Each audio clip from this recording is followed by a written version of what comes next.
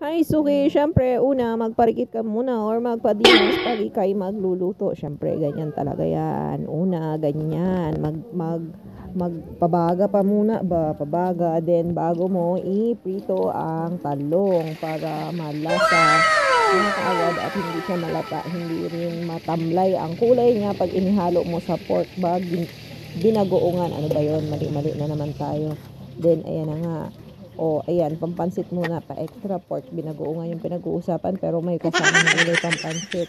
So, shout out kay Opa na nagagrass cutter. So, balik tayo sa pagluluto. Siyempre, sibuyas, bawang, then pork. Yan, halu-haluin nyo lang guys. Tapos, alam nyo na kung anong kasunod niyan.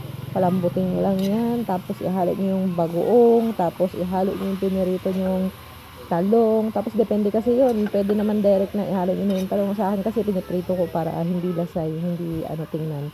Hindi pangit tingnan. Tapos yan, pag lumambot na siya, tansyahin nyo lang. Basta pag hindi pa malambot, dagdagan nyo ulit ng tubig, tapos timplahan nyo. O, tapos takpan nyo ng ganyan guys. Wala kaming pantakip na maganda-ganda kaya ganyan na lang tinatakip namin sa mga niluluto namin sa bukid. So ayan na, luto na. Kain na tayo. Good morning to all.